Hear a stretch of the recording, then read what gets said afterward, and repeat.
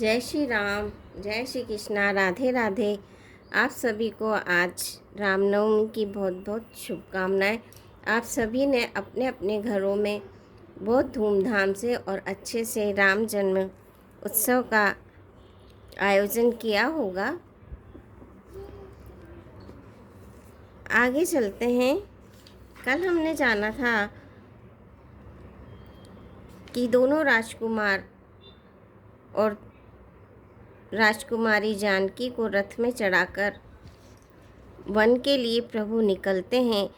लेकिन राजा दशरथ जी कहते हैं अपने मंत्री से कि आप कैसे भी करके माता जानकी को वापस लेकर आइए, अपनी बहू जानकी को लेकर आइए, वो जंगल में कैसे रहेंगी।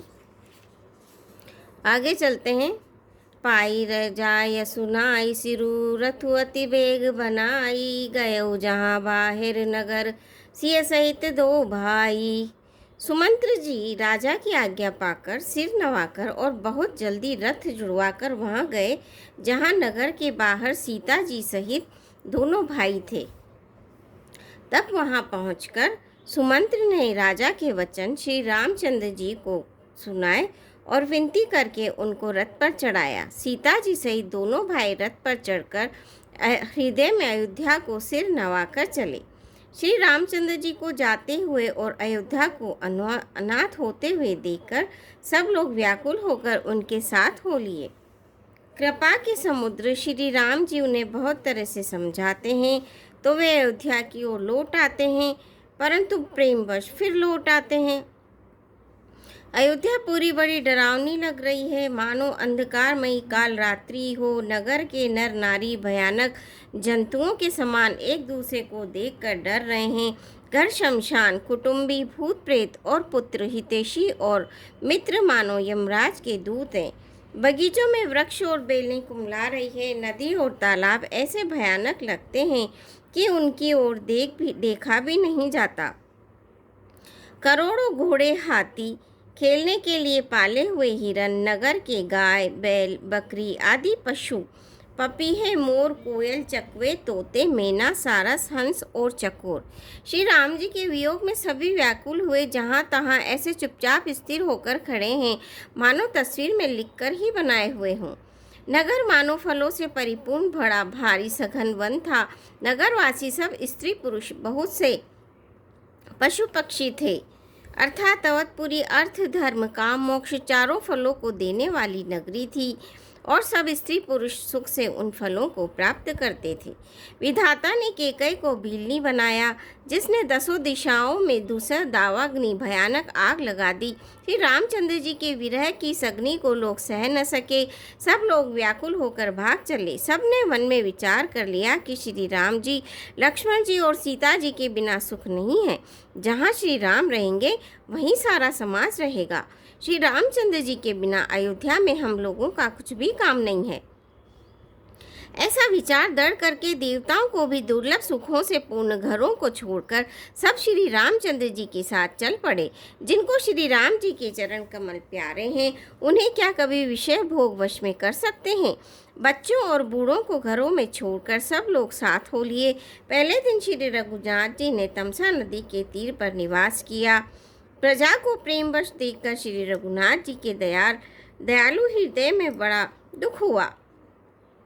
प्रभु श्री रघुनाथ जी करुणामय हैं, पराई पीड़ा को वे तुरंत पा जाते हैं। अर्थात दूसरों का दुख देखकर वे तुरंत स्वयं दुखी हो जाते हैं। प्रेम युक्त कोमल और सुंदर वचन कहकर श्री राम जी ने बहुत प्रकार से लोगों को समझाया और बहुत तेरे धर्म संबंधी उपदेश दिए, परंतु प्रेमवश लोग लौटते ही नहीं। शील और स्नेह छोड़ा नहीं जाता। श्री रघुनाथ जी असमंजस के अधीन हो गए, दुविधा में पड़ गए। शोक और परिश्रम, थकावट के मारे लोग सो गए और कुछ देवताओं की माया से भी उनकी बुद्धि मोहित हो गई। जब दोपहर बीत गई तब श्री रामचंद्र जी ने प्रेम पूर्वक मंत्री सुमंत्र से कहा, हे तात, रथ के खोज मारकर अर्थात पहियों के चिन्हों से दिशा का पता न चले, इस प्रकार रथ को हाँकिए और किसी उपाय से बात नहीं बनेगी। शंकर जी के चरणों में सिर नवाकर श्री राम जी, लक्ष्मण जी और सीता जी रथ पर सवार हुए। मंत्री तुरंत ही रथ को इधर उधर खोज छिपाकर चला दिया। सवेरा होते ही सब लोग जागे तो बड़ा शोर मचा कि श्री रघुनाथ जी तो चले गए, कहीं रथ का खोज नहीं पाते हैं। सब हा राम पुकारते हुए चारों ओर दौड़ रहे हैं, मानो समुद्र में जहाज डूब गया हो, जिससे व्यापारियों का समुदाय बहुत ही व्याकुल हो उठा हो।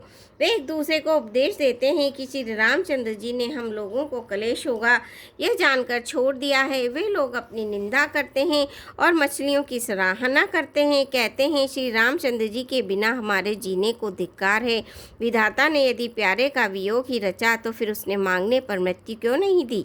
इस प्रकार बहुत से प्रलाप करते हुए वे संताप से भरे हुए अयोध्या में आए। उन लोगों के विषम वियोग की दशा का वर्णन नहीं किया जा सकता। 14 साल की अवधि की आशा से ही वे प्राणों को रख रहे हैं। सब स्त्री पुरुष श्री रामचंद्र जी के दर्शन के लिए नियम और व्रत करने लगे और ऐसे दुखी हो गए जैसे चकवा चक्की और कमल सूर्य के बिना दीन हो जाते हैं। सीता जी और मंत्री सहित दोनों भाई शंकरेश्वर जा पहुँचे। वहाँ गंगा जी को देखकर श्री राम जी रथ से उतर पड़े और बड़े हर्ष के साथ उन्होंने दंडवत की।